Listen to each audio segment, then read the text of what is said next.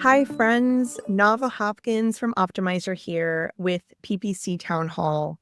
I am joined by the exceptionally brilliant Dwayne Brown and the brilliantly clever Casey Gill. Both of these amazing forces for good joined us for a very special PPC Town Hall focused on not only how can we do our best work in PPC post the tariff impositions, but also how can we be more mindful when doing business on the international stage?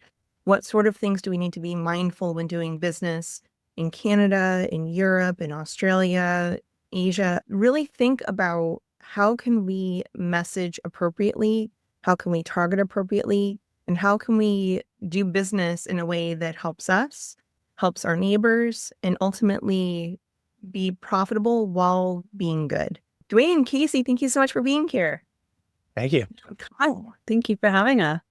Before we get into questions, do you each want to take a turn introducing yourself, sharing why you invested the time in talking about this topic, a little bit about your firm? My name is Casey Gill, and as you can probably see, it is dark outside for me. I'm in Melbourne, Australia at the moment right now, and I have experience in PPC advertising for many years now. And I'm currently working at an agency. And so that experience is not only focusing with companies that are in Australia, but companies globally. So that means throughout Europe and also the United States. So this was a really great topic. I'm excited to be asked to join today. And I definitely have a few ideas about what's to come. Awesome. Yeah. My name is Dwayne Brown, based in Toronto, Canada, but we got about half our clients in America. The other half are split between Canada, so the UK and Europe. Whether we like it or not, America's involved in one of those scenarios, whether we buy products from America, or we sell products to Americans, or we manufacture, or we bring products from overseas to make the final product. Whether we like it, America's involved in one of those ways. And whether I like it or not, tariffs impact me, as do, recessions, stagflation. So it's a hotly topic because everyone wants to know what the hell are we going to do for the next, we're 2 months in, so 3 years and 9 months. So before we get to the technical stuff, how are you both? Your business is okay? Are your clients okay? Is everyone okay? Are we not okay, but we're finding our paths forward? I would love to kind of get a temperature check on how you are. Yeah, I'll go first. The business, it's been an interesting period, I think, for businesses across the world. But I know in Australia as well, it has been tough, like economy-wise, for a lot of businesses, especially if we're already coming into the calendar year second quarter, which is unbelievable. We've had a very mixed bag in terms of growth. I think that a lot of the expectations from some clients are still to have this 20-30% growth year on year, which has been really tricky to maintain. However, we have been seeing, for the most part, that we're continuing to get consistent results, but it is definitely a lot harder, in my opinion, to continue achieving that, especially on platforms like Google Ads. Yeah, I'd say I feel personally less stressed than I did probably 6 weeks ago, only because I know the wait and see will change our mind every 2 weeks seems to be how we operate in this current environment. It's this day we're going to launch something, then this day, and then no, we're going to change our mind. And we're doing that, we're doing this. And I understand that both what the American government wants to do and our government in Canada, it is, I guess, like a tennis match. It's very much a back and forth, and there's no endpoint other than when, in theory, somebody will be reelected or someone newly elected will enter government in 3 years and change. I think clients are obviously stressed because like a client said yesterday, I don't know what to do because there's no concrete plan or there's no, this is what we've done and this is it. And now I can plan around that. There's very much a wait and see. And so that I think is frustrating because do you raise prices? Do you shop products? Do you fire people? I think for the auto sector in Canada, I know they've already started to lay off people. I know in the American auto sector, they started to lay off people because our countries are so intertwined that to make a car, it's going to ship between Canada and America like 8 times before the car is done. People are already losing jobs, which is not great. I feel a lot better than I did 6 weeks ago, but not 100% great because I don't know what clients are going to do, but business is good. And we try to work hard to diversify our client base, both geographically and what clients do. We're not like some agents that might have only skincare, or only fashion, or only XYZ category. We've got everything from B2B and B2C to selling things you wouldn't think of that get sold online. So I feel good from that perspective. But I think the other thing I think anyone who owns agency, freelancers, clients who were going to sign probably aren't making a decision yet, which means there's that sort of all in signing a new business. You have to work hard to keep the business you do have because you don't know when people are going to feel comfortable enough to say, I want to commit to 3, 6, 12 months with you because they don't know what's going on or they don't want to commit money that they may not have in 3, 6, 9, 12 months. That is a really interesting point because it is all of the uncertainty. And I think as we all learned 5 years ago when we were on the cusp of going into a season of uncertainty, we all felt very uneasy. Businesses were pulling back. But then off the back of that, I think people did start to innovate and improvise. And we did see a lot of really good things come out off the back of that. But right now, that is the toughest thing because none of us know. It's like when Google kind of makes an announcement that something's going to happen, we're all waiting. And like, there's no documentation about what's going to happen. We're all speculating. And that has been really difficult. For what it's worth, on the American side, I've actually seen a lot of folks aggressively look to do business externally, that they're and try to recapture some of that international business because there is so much fluctuation on auction prices. There's so much fluctuation on what is happening. What are we going to do domestically? That the international stage seems like it's a safer bet. Granted, there are no safe bets right now. We're going to have a whole other episode on the economics of tariffs. Look for that as well. But one thing I think is really interesting is that I haven't heard yet, and I'd love for us to dig into it. What channels are people consistently saying on? Are there any channels that people are pulling back? I think one of the tells I'm looking for is, does Google ever drop below, say, that 90% bulwark market share that it tends to have? I'm curious, are you guys seeing spends shift more, less, staying the same on ad channels, or is it pretty consistent? Yeah, I'd say for us, things are pretty consistent in the sense that no one's spending more money. A couple clients might spend more money, but as a whole, on average, no one's spending more money. I see no one drop spend. If we have less spend today in April versus January, it's more because of profitability numbers. We just need to spend less to get the profit number back where it was. I don't know what's going to happen in the future, but we've been consistently spent a lot of our time and money on Google and on Microsoft, and then about half our clients we run Metaphor and paid social, the other half we do it in-house, but no one's really dropped spend there either. So I think the big two, the big three, people consistently spend money on. I know some people have said they're bringing like email marketing in-house. Some people said they've found a way to make Pinterest work, which God bless their soul, I'm happy for them. But at least for our clients, we've stuck to the bread and butter, so to speak. And it's just a conversation of what we can afford to spend within paradigm of maintaining profitability. I'm curious, before Casey, you chime in, I really want to hear, are you finding that clients are more or less tolerant of efficiencies in spend? So are you finding that clients get it, that this is a time of turmoil, or are they holding you accountable? And if they are holding you accountable, what are some of those lines that you're using to push back against it's the market, not the management?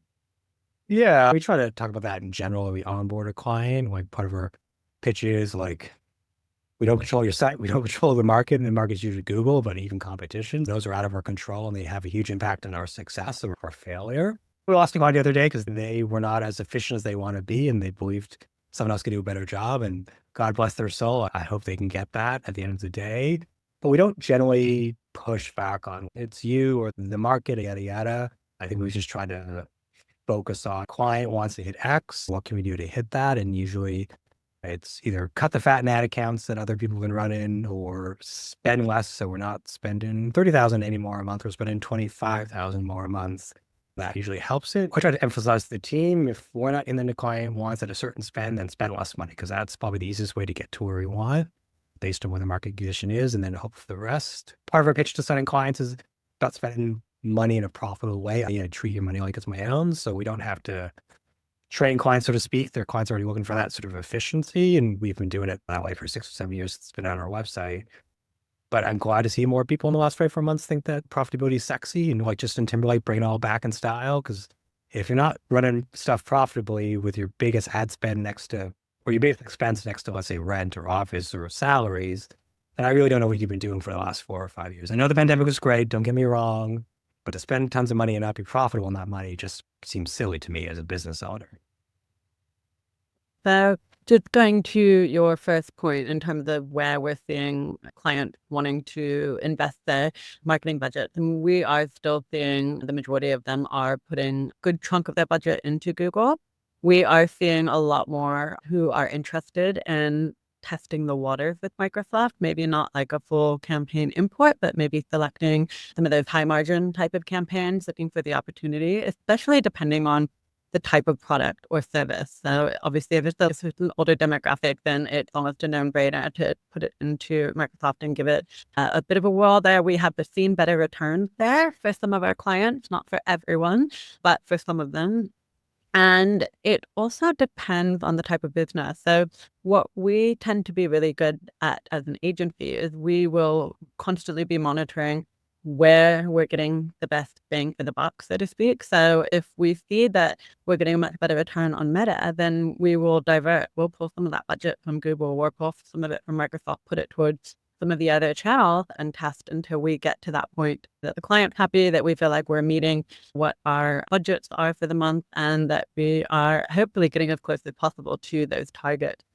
I will say that the majority of the clients are really great at being able to look at a variety of metrics. So not just having that one ROAS metric that they need to look at.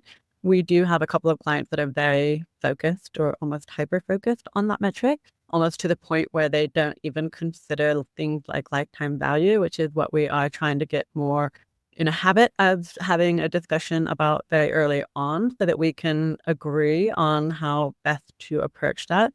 But I think going forward, especially as we are looking at the potential for margins to shrink, we're looking at the potential for shipping costs to go up. I think it is going to be really important to be having that discussion with clients and talking about how we want to set those campaigns up, what products do we want to be focusing on, and really making them go further, focusing just on those regions that are delivering the most result. And that tends to be our approach. It tends to work really well, but I do think it is just an ongoing discussion. So it's not just something that you talk about once and then you move on. It feels like every couple of weeks you are almost revisiting the same topics of conversation there. I'd love to dig into that a little bit deeper. And then once you share your answer, Dwayne, I also want your answer to this question. You mentioned talking about margins. You mentioned talking about lifetime value. That is my love language. It is so important that we are thinking about the pragmatic metrics, the pragmatic math that goes into running PPC. But as you mentioned, these margins are going to start to shift. I'm really curious, how are you having those conversations with clients where maybe there was pretty consistent growth or consistent performance, and then now how are we thinking about testing new channels? How are we thinking about how the margins influence us? So for example, I know from the optimizer perspective, and we help people with Google, Microsoft, Amazon, Meta, LinkedIn, Yahoo Japan, but the lion's share is Google. No matter what amazing tools we launch, the lion's share is pretty consistently Google. And one of the things I'm really curious about is to see if some of those kind of pragmatic, scrappy marketers start looking at Microsoft simply because the competition isn't there, or looking at Meta because maybe there's a little bit easier rules of engagement. So I'm super curious how you're having those conversations. Yeah, I think the conversations really have to start just by getting down to basics. And it's almost like having a scratch pad and a pen and working at the chalkboard and saying, look, here's the number. This is how it works. Not quite that basic, but an example today, I was talking with a client and we were looking across some of the metrics on the campaign, and he was going down his column looking at his cost per acquisition. And he said, this campaign is costing us way too much money. And I said, look, we need to not just look at one metric. And that one is costing you a lot of money if you look at the cost per conversion.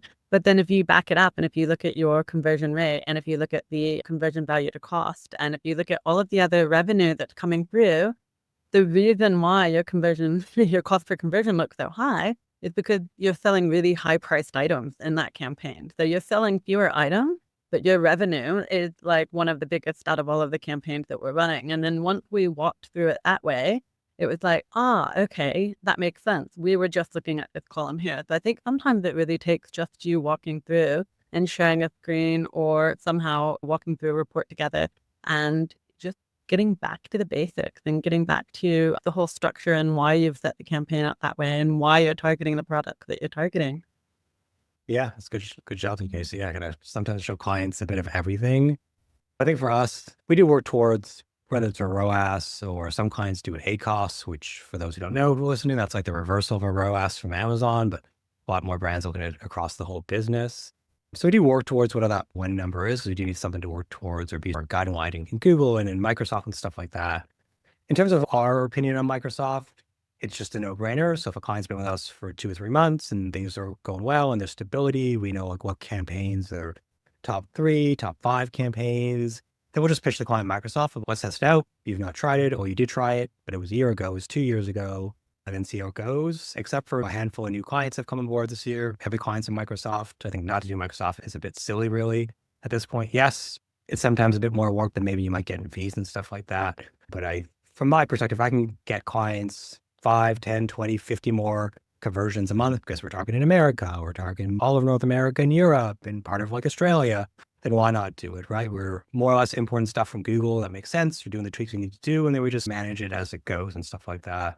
Meta's a lot harder to be the blunt answer. My clients don't want to make ad creative. That's just the blunt answer to it. They don't enjoy it. They don't want to do it. Not that they think it's stupid. They just don't want to do it. So I think it's out of our clients, finding clients who both want to invest the money into that process and have a designer spend their time doing that stuff.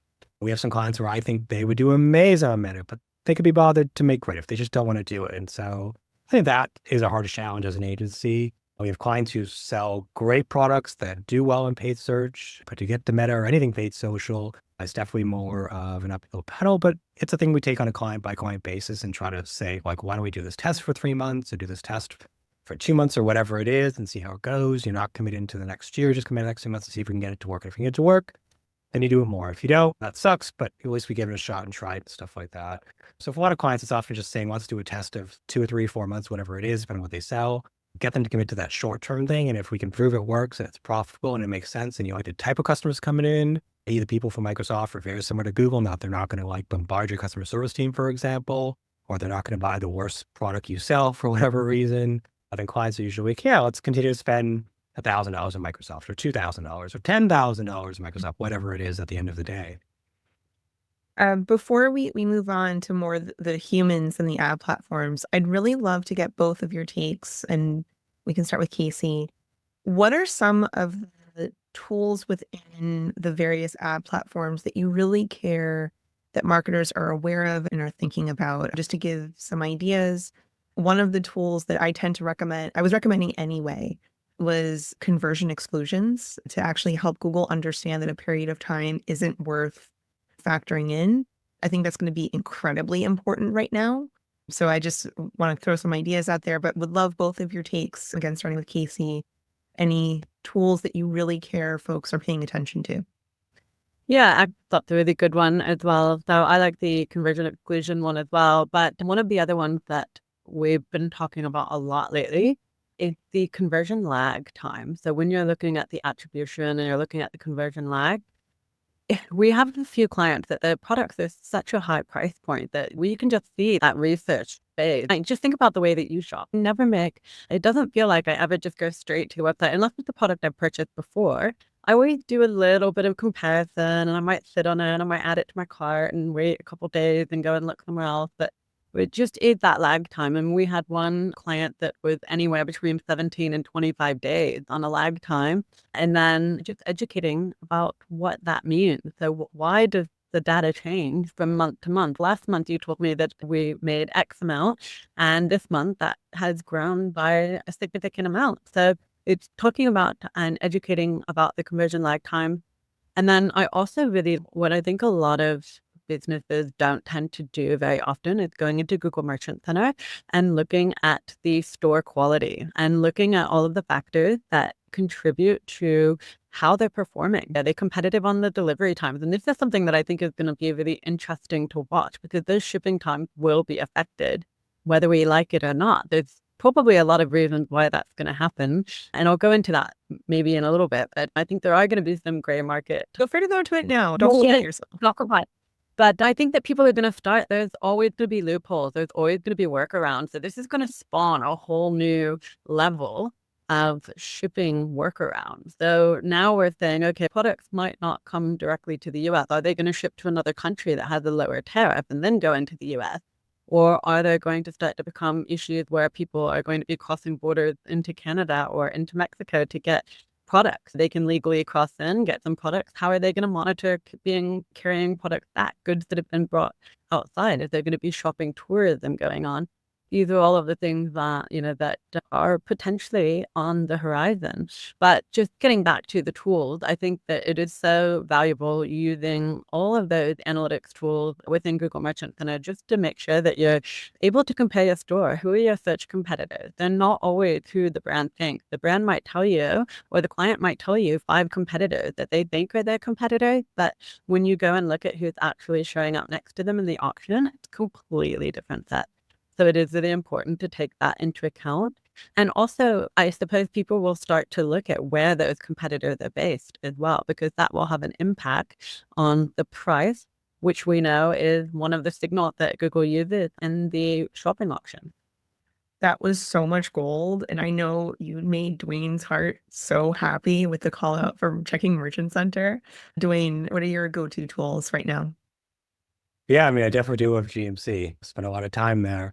I think the two that I find the most interesting, I don't like, I'll say what a traditional PPC agency is. They just run accounts. We spent, I think 40% of our net new revenue was what our brands and some agencies hired us one-off to do account audits or do some consultant stuff like that. And so I think the two things that I think more brands should get into, or just whoever's running the account, Google, you have reports. People generally don't love to build reports, but I think the reports is like an underutilized section to figure out, like, if you've got more than 100 SKUs, or you have multiple SKUs and campaigns, figuring out like what money you're spending on what SKUs really quickly, because you can save your reports, change the date range really quickly, and look at stuff. I find it easier at times to look at reports in Google if I want to look at something. There's sometimes looking at inside of the campaign itself.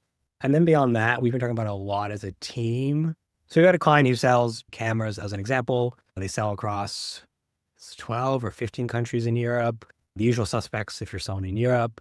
The client says, as an example, they made 500,000 European dollars last month, whereas Google only shows 300,000 revenue in terms of euros. And the client, but the only thing I did was Google. I don't do anything. We can look at server-side tracking. If enhanced conversion was to turn on, we turn that on. And so I think people just reevaluating, should they use server-side tracking, whether it's done by hand or you do it through GTM, or you use something like Stape or profit metrics and stuff like that. So I think it's a time to reevaluate their conversion tracking and what they're doing. And the other thing I think that's come out last year, and though it's not a feature per se, when you're in Google Ads, you can go and break down your traffic by device. And even though this isn't 10 years ago, we'd have a campaign that was mobile and have a campaign that was desktop, and you thought you were the shit because everything was working well. I think brands have not realized always in the last year how much more and more traffic comes from mobile device. Like, I see sometimes brands spend 90% of their money on mobile, but the conversion rate of mobile is like 100% less than what it is on desktop. And so they're just lighting money on fire. And so I think we're in Q2 right now. You've got Q2, Q3. If you're not reevaluating how to make my mobile experience better, and sometimes it's easy stuff. Sometimes it's get rid of all the pop-ups and only have one. Sometimes it's increase the text slightly larger so it's easier to read on a mobile device.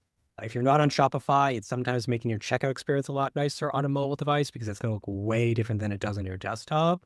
So if you're not looking at mobile experiences and how to make sure your conversion rate is better going into your peak season and or Q4, you're asking just to lose money. If you want profitability, that's probably where your profitability is being drained right now, because less people convert a mobile device because your experience mobile device is just not as good as you think it is, because you look at your website on your desktop when you're at the office or on your laptop, which is not the same if you're an iPhone user. And I can say iPhone because, I don't know, everyone's got an iPhone but me these days, it feels like. I'm with you, Dwayne, fellow Android lover. You brought up something that all right, we need to talk a little bit about the consent mode modals and the impact that that's going to have.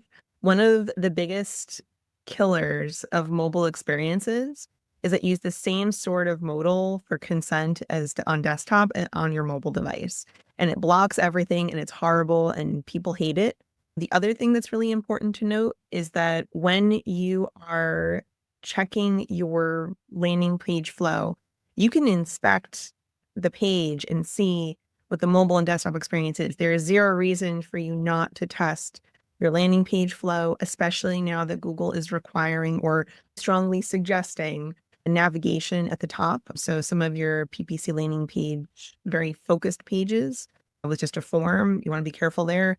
But 100% agree on the mobile desktop thing. I think we all have that bias that mobile is the best, and mobile is really good for engagement and impulse. But on some of those higher ticket items with a longer sales cycle, we absolutely want to be mindful about desktop. We want to be mindful about the different sort of consent forms and consent experiences that are going to pop up along the path. So we've talked a lot about the ads. Let's now talk about the humans, because ultimately the reason we're on this episode together is we want to help you. We want to help you, the humans that are being impacted as much or as little, hopefully as little as possible.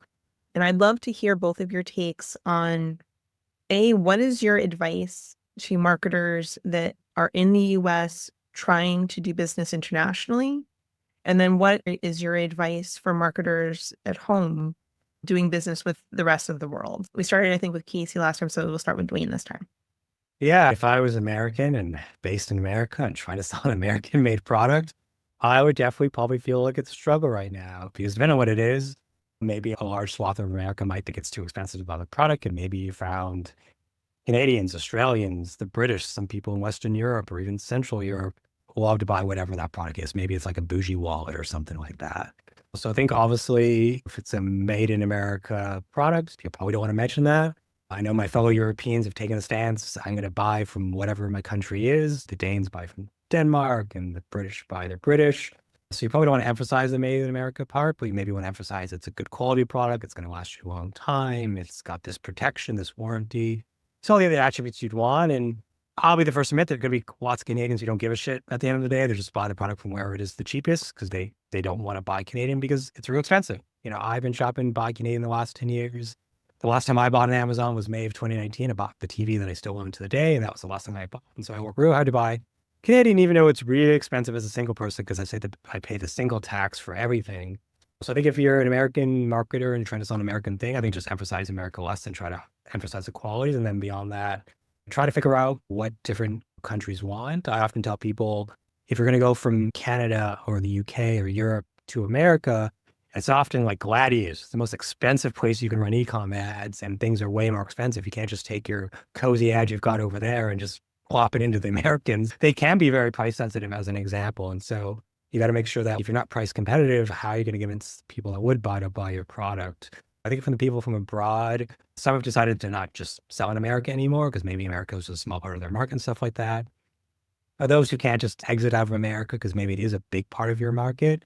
I think figuring out why people buy your product. So like the use case or the reason. A good way to do that is read customer reviews. People often don't read customer reviews, but it's a treasure trove of data in terms of I bought this product for my son, or I bought this product for my boyfriend or girlfriend or partner or cousin or whatever. And figuring out like why they bought in that use case is stuff you can start to talk about like in your ads and your ad copy, and try to attract more people who've bought in your product in the last 60 days, the last 90 days, who will most likely continue to buy your product in the coming 60, 90 days. That's a big thing we do with clients. And then realize that if you were spending, let's say $100,000 a month last year, you might only spend $60,000 or $70,000 a month this year because just less people are going to buy than they would have before, for a host of reasons. Of maybe there are lots of Americans who do want to support buying American-made stuff. And so that means they're going to buy less stuff from Canada and Europe. And that's okay. We all want to support our own country during these challenging times, as we should. So I think people just need to readjust their expectations around everything. And I think it's sometimes easier when you're in agencies and freelancers to do that than if you're like an owner or a founder, and stuff like that can be really hard. So I think as marketers, we also have to be patient with our clients who can be stubborn at times and not want to change things, even though the writing's on the wall that we need to make this change, or we're just not going to get the thing that we want, which is spend $100,000 and make $500,000 or whatever your total ad spend was going to be. Yeah, I think I agree with obviously made in America is going to be a huge USP that's going to be even stronger than it has been over the years. But I think that applies to any country. I think that now at this point in time, a lot of countries are going to be taking that same stance of buying direct from your own country. We're already seeing it here in Australia with people saying Australian made, Australian and businesses. people are really focusing on that sort of level, I guess you would call it that level of pride, of origin, like where the products are made. But also, we're in a little bit of an interesting situation here because it, for the most part, business as usual, because we don't really know what's going to happen. I do feel that there is potential because there are going to be so many tariffs, especially on businesses that are shipping from China and Hong Kong into the US. I do feel like that will potentially increase the level of advertising for those businesses in places like Australia because just geographically we're closer. So there may be some increases in competition that we will start seeing there. Whether that's a good thing or a bad thing is yet to be seen, but I do think that it might add fuel to the fire in some of the fast fashion areas that we see where there is a lot of cut prices going on. But the other thing that we have been talking about quite a bit is what is going to happen. For example, I was talking about a business today that's headquartered in California, and they do have various locations across the US where they have warehousing, and already they are starting to look abroad for that warehousing because they source components that are coming from all over the world. And already they're starting to try and minimize their risk for when this does come into play, that they'll have a factory elsewhere that can ship into different countries. And this is one of the things that we've been talking about a lot is one of the USPs, if you will, that a lot of brands are focusing on is things like sustainability. That's really big here in Australia, probably more than it ever has been. But there has been some discussion around what is this going to be doing to us environmentally? What is the environmental impact of all of these changes that are going on? People are going to be shipping more. They're going to be shipping to one place to get it to another place and then via another country with lower tariffs into the United States. So then all of a sudden we have more planes and more trains and more boats and all of that coming into play as well. So it's thinking about how we can localize the product, make it feel more meaningful, make it feel sustainable, and then also just gearing up for one of our busiest times of year here in Australia, which is the end of financial year, from the end of June, roughly. Most of the sales that you might hear at EOFY, people call it here, and that tends to start from anywhere between end of May all the way through to June. And that's where people discount. It's almost like a Black Friday for us here. It will be really interesting to see what happens, whether it continues business as usual or whether we start to see some diversions of other businesses coming in to market their products here because it's more affordable to ship. You made such a good point that I don't think enough people are talking about on the environmental impact. We tend to think about this in terms of margins, in terms of infrastructure, and I'll be really interested to see if one of the points of differentiation that really sells it, at least for Gen Z, millennials, is the lower ecological footprint, or whether that ends up being, we don't care, we just want the thing as cheaply as possible because we're trying to survive. I think this will be a very interesting time just to see how much does survival versus my principles matter. There's no judgment here. It'll be something to keep an eye on. I'm curious, and this may seem like it's coming out of nowhere, but I'll give it a little bit of context, especially since we brought up environmental impacts. There were some really fascinating hearings talking about AI and how do we regulate. And one of the things that was brought up is that the US for a really long time was a very big bastion for innovation and for startups. There was a lot of venture capital there. Europe had it stifled. China, super competitive, but very questionable how it's being directed. So I'm really curious, looking into the post-tariff world, as however it shakes out, do you see the same sort of AI principles and AI questions of high regulation, low regulation coming to bear on how marketing dollars are spent, where innovation dollars are spent? Do you see AI at all coming into play in terms of what is useful or interesting? Do you see it being a point of differentiation? Any part of that question, we'll have Casey kick it off. Yeah, that's really interesting. I haven't really thought of it from a environmental standpoint. I have a friend who likes to say hi to me right now. I hadn't really thought of it from an from a AI standpoint, but I do reckon that fairly soon there will be all sorts of formulas that you can plug in and start to make that calculation on what the right bid is, where you need to be finding those loopholes, how you can get around it. And it will be not very long before, like I mentioned at the beginning of this, there'll be some gray market services, I reckon, that will be coming out of this. Almost like, I think back to when we first started shipping. I worked at an e-commerce company. We first started shipping in Europe, and there were a lot of challenges because of the differences in VAT, the differences in tax between different countries there. And you would start to find people would try to find a home address that wasn't really their home address. They would sign up for a service that would almost give them a home address or like a PO box type of thing, where people would then be able to almost spoof a billing address or spoof a delivery address, I guess like a VPN in a way for shipping. And I think that we will start to see some of those type of things come up. And I wouldn't be surprised if AI is the assistant or the enabler for that to happen. Dwayne, any thoughts on that? I think AI is interesting because people, I think from a selfish standpoint, just want the whatever the AI tool does. I don't think they really think about the environmental impact. I've read a few articles on it now. The energy consumption around running these tools is more than it should be, and it's making things worse and not better. But I think the vast majority of people probably don't care. If I was going to guess, and we took a survey of 100 people off the street, or 50 in Melbourne and 50 in London, where I am right now, I don't think AI is a bad thing, but I've said this on LinkedIn before. At times I feel like it's basically baby food is where it is, but people are talking like it's a steak meal at a restaurant we've gotten. It's such an early stage. I don't think we should be as impressed by it as what it is. It wrote some ad copy. Great. Sure, it saved me some time, but it's not like it built me an Oscar-winning movie or something like that, or made a piece of creative that didn't look like it had an alien in it with a fifth hand or a fifth finger or something like that. So I think we need to level set of what this thing is actually doing and not to be so overhyped. And I get it. There's LinkedIn bros and YouTubers and blah, blah, blah, blah, blah, who hype this up because that's how they make their money and stuff like that. But I think people need to be a little bit more pragmatic around the AI and what it can actually do. Because the question comes, would you actually run this ad copy or this image or this video as an actual asset about your company and put that out in the wild? I think more times than not, people wouldn't. People just think the thing is cool. And it's great to be cool. But if you have to say it's cool, then how cool really is it? Because usually the cool things you don't have to say are cool. So Quietly. I look forward to seeing where AI goes, because obviously it's going to impact your job. I'm not in denial about that. But the question is, what parts of our job does it impact and where and stuff like that?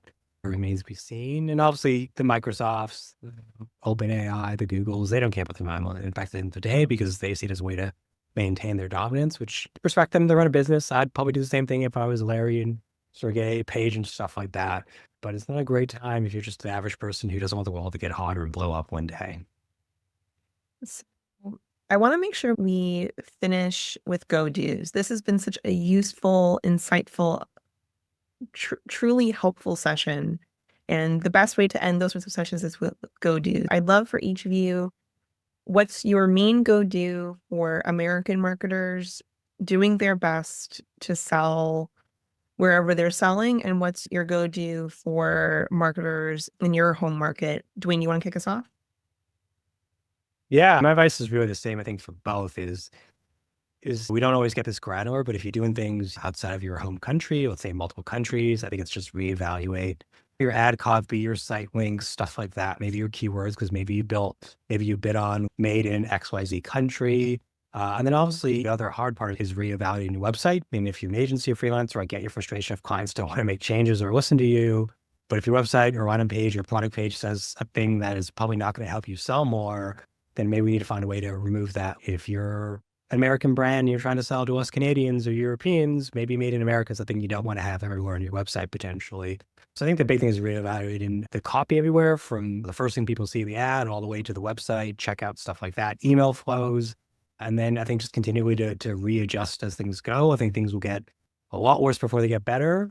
Obviously also coming into the slow days of summer, unless you have a product that does really well in summer, beachwear, bikes, stuff like that.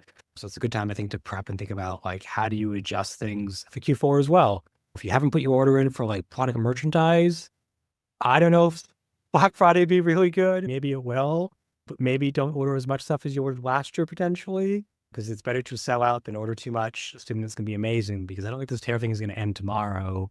And I think going to really impact how Q4 goes.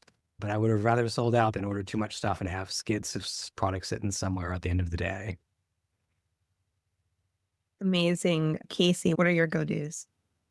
Yeah, so my go-tos really, it's funny because they lie outside of the PPC realm. For starters, we have really open and honest conversations. You need to be running a really tight ship when it comes to just being aware of your user experience on your website, looking at things like conversion rate optimization, making sure that your SEO is just on fire. And even if you're not working with an SEO agency, just using common sense, or even doing SEO in-house, just making sure that you're using common sense, that you've got your landing pages that are well laid out, you've got your call to actions in place, you've got your newsletters and your emails doing all of the work for you. Because at the end of the day, if we do get to a stage where budgets are getting tighter and people are spending less, it makes more sense to be focusing on how you can try to help that conversion rate increase. We can only do so much in platform when we're working with PPC to drive people to the site. We can work on conversion rate to our heart content by looking at things like the ad copy we use, looking at the call to actions that we use. But if somebody lands on the website and the experience is awful, or it is lacking in the service department, or you see a written no returns policy, or you're not seeing the social proof, I think that is just a surefire way that you are not going to have much budget for long for your PPC channel. So it's just making sure that all of those are in place, and then also getting a really good grasp on which products are the products that are earning you money, because we still talk to businesses that they have an idea really of what the best margin products are, but sometimes they might be a little bit unsure about what those medium to low margins are. And when you're looking at your bid strategy, that's so important, because obviously you can afford a lower return on a higher margin product than you can on a low margin product. So if you adjust those bid strategies accordingly, that's really where we want to be looking. And then just keeping an eye on all of those analytics that we talked about, the optimizations that can happen in Google Merchant Center. So it doesn't even have to be SEO, going through and making sure the product titles are up to date, making sure that the product types are well optimized, making sure that the Google product category, which is supposed to be driven by AI and automated, it's not always right. It can be a little bit less detailed than ideal. So you can go through and update those things pretty easily. Those are amazing. I'm going to shamelessly plug the optimizer perspective for my go-do. Go check your automations, your scripts, your rules, every single one of them. I promise you, they are not tuned for the market we're about to hit. You might have ROAS goals that are too aggressive. You might have bid thresholds that are out of whack. Like, really take the time, give yourself a solid hour to go through every single one of your automations, really confirm that they are doing exactly what you intend for them to do. Obviously, if you're an optimizer customer, this is super easy. We make it super seamless. But regardless of whether you're using free tools or not, absolutely go through and check those automations, because a lot of times you'll put a script in and you forget about it. And then all of a sudden that script is adding budget upon budget, or that script is bidding you up and up. And this is not the time to have those latent sleeping dragon scripts or rules. You really want to make sure that you're super sure about what's there. This has been such an amazing session. I want to make sure we finish off with letting both Dwayne and Casey share how you can get in touch with them. Dwayne and Casey, we'll have Dwayne go first. How can people get in touch with you if they want to get your amazing advice or sign up for your wonderful agency? Yeah, so our agency is called Take Some Risk. Just go to takesomerisk.com. I also spend a lot of time on Reddit and LinkedIn. So those are probably two places socially you could find me. But yeah, if you want to get an audit done, you want to consult, you want to fix your server-side tracking, as we had a couple of people reach out last week for, then let's chat and let's get stuff ready for either your peak summer or what will be a crazy but weird Black Friday. Casey, how can folks get a hold of you? Yeah, so I can be reached through LinkedIn. Obviously, I'm Casey Gill. Look me up. I am a senior search specialist at Web Savvy, which is an agency in Australia, and we have heaps of experience. We do focus on paid media, and we also work very closely with Reform Digital, who also does SEO. as well as email marketing on top of paid advertising as well. So there's a few opportunities there. And I do thank you for having us on board. And I do want to say one thing about one of my favorite optimizer tools that has saved my bacon more than once. And it's the geo heat map. And I suppose that's one that will come in really handy for anyone who is just curious about where their conversions are coming from. I really like to lay two of them next to each other and have one that's showing my cost by city or region, depending on how granular I'm getting, and then also showing the conversion value next to that as well, because I can sometimes see some big discrepancies that's given me a big aha moment. So I think that one is really great. I am so happy to hear that. We are constantly trying to make things better. So just knowing that it helps you is amazing. Casey, Dwayne, truly thank you so much for investing your time. You both are the perspectives that I really was hoping we could amplify in this conversation. You did not miss the mark at all. This was exceptional. If anyone has any questions that did not get addressed in the chat, please reach out. All of us are more than happy to help, and know that you are not alone. There are so many people out there ready to help, and we are going to get through this. We just have to be pragmatic, and we have to give ourselves grace. So thank you so much for investing the time. This has been PPC Town Hall, Nava Hopkins, and we'll see you on the next one. Cheers, guys.